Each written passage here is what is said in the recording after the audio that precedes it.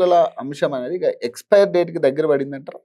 అట్లనే అనిపిస్తా ఉంది. ఎందుకంటే కాంగ్రెస్ గవర్నమెంట్ అధికారంలోకి వచ్చిన తర్వాత సంవత్సరంలోగా 2,00,000 ఉద్యోగాలు ఇస్తామని చెప్పారు. వాళ్ళు ఇవాళ మేము 60,000 ఉద్యోగాలు ఇచ్చి లెక్కలు చెప్పుకుంటున్నారు.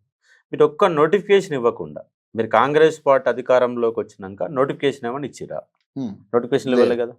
ఇచ్చింది ఒకే ఒక నోటిఫికేషన్ ఇచ్చారు. ఫార్మా రంగానికి సంబంధించి ఒక నోటిఫికేషన్ ఇచ్చారు. 7,000 ఉద్యోగాలకు సంబంధించి ఒక నోటిఫికేషన్ ఇచ్చారు.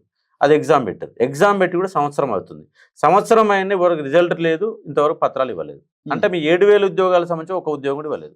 అంటే మీరు ఇచ్చిన ఉద్యోగాలు ఎన్ని? 0. డిఎస్సిలో భాగంగా 5,000 ఉద్యోగాలు కలిపినామని చెప్పారు. అది పాత నోటిఫికేషనే కదా. గ్రూప్ 1లో 60,000 ఉద్యోగాలు కలిపిన 60 ఉద్యోగాలు కలిపి 60 కలిపారు. 503 ఉంటే 60 కలిపారు. అది కూడా పాత నోటిఫికేషనే కదా. గ్రూప్ 2 పాత నోటిఫికేషనే, గ్రూప్ 3 పాత నోటిఫికేషనే, గురుకులాలు 8,000 ఉద్యోగాలు ఇస్తే అది పాత నోటిఫికేషనే, గ్రూప్ 4 4,000 ఉద్యోగాలు 8,000 ఉద్యోగాలు ఇస్తే అది పాత నోటిఫికేషనే, జైలు సంబంధించి 1392 అది పాత నోటిఫికేషనే. కొత్త నోటిఫికేషన్ ఏమి ఇచ్చినావు? మీరు అధికారంలోకి వచ్చినాక కాంగ్రెస్ పార్టీ అధికారంలోకి వచ్చిన మేనిఫెస్టోలో ఏమన్నారు? Phase 1 April, phase 2 November December అన్నారు. మరి ఫేజ్ 1లో ఒక నోటిఫికేషన్ ఇచ్చారా? ఫేజ్ 2లో ఒక నోటిఫికేషన్ ఇచ్చారా?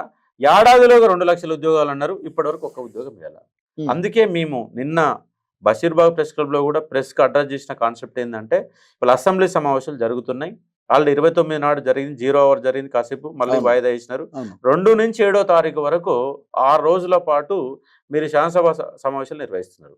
ఈ 6 రోజుల కాలంలో ఒక్కరోజు మా నిరుద్యోగుల గురించి చర్చ పెట్టండి. ఎందుకంటే మీరు అధికారంలోకి వచ్చి 2 ఏళ్ళు అయింది. 2,00,000 ఉద్యోగాలు ఇస్తున్నారు. 2 ఉద్యోగాలు కూడా ఇవ్వలేదు. అసలు ఇస్తారా ఇవ్వరా? మీ ఇచ్చే ఉద్దేశం మాకు లేదు. మేము నిరుద్యోగులు మోసం చేయడం కోసమే ఇయర్ క్యాలెండర్ పెట్టినాం, మేనిఫెస్టో పెట్టినామని క్లారిటీ చెప్పండి. ఇవ్వమంటే ఇక హైదరాబాద్లో ఆల్రెడీ విద్యార్థులు అంట ఇవాళ ఆర్టీసీ క్రాస్ రోడ్లో సిటీ సెంటర్ లైబ్రరీలో తాళాలు వేసుకొని, కుర్చీలో తాళాలు వేసుకొని మొత్తం కూడా ప్యాక్ అయ్యి బయటనే ఒక 700 మంది 1000 మంది కనపడేవాళ్ళు. ఇవాళ ఒక్క విద్యార్థులు లోపల. వాళ్ళ దిల్సుఖ్నగర్ మొత్తం బోసిపోయింది, ఆర్టీసీ క్రాస్ రోడ్ మొత్తం బోసిపోయింది. మీరు ఇస్తారని నమ్మకం లేక వెళ్ళిపోయినారు.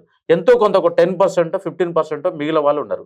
మీరు ఇయ్యమని చెప్తే మీ 2020 దాకా ఇయ్యము, మేము కేవలం ఎన్నికల కోసమే నిరుద్యోగులు వాడుకున్నాం, మళ్ళీ ఎన్నికల టైంలోనే ఉద్యోగాలు ఇస్తాం అని మీరు క్లారిటీగా చెప్పండి. చెప్తే చదువుకుంటాడు, వదిలిపెడతాడు. మాలాంటి కూడా మాట్లాడి ఇవ్వడట అని చెప్పేసి మాట్లాడుతూ కూర్చుంటాం. కానీ త్వరలో ఇస్తాం. వాళ్ళ కాంగ్రెస్ నాయకులకు సంబంధించినటువంటి బల్మూరు వెంకట్ కానీ, ఆయన రియాజ్ కానీ, మరికొంతమంది మానవతరాయ్ కానీ, మరొక చెనగాని దయాకర్ కానీ వాళ్ళు ఏమంటారంటే మే రాగానే జూన్ 2 అంటారు. జూన్ 2 అయిపోగానే ఆగస్టు 15 అంటారు. ఆగస్టు 15 అయిపోగానే అక్టోబర్ అంటారు. అక్టోబర్ అయిపోగానే మా తల్లి బలిదేవత, రాష్ట్రానికి బలిదేవతగా మారిన సోనియా గాంధీ అని వాళ్ళు చెప్పుకుంటారు. బలిదేవత అని చెప్పినటువంటి రేవంత్ రెడ్డి ఇవాళ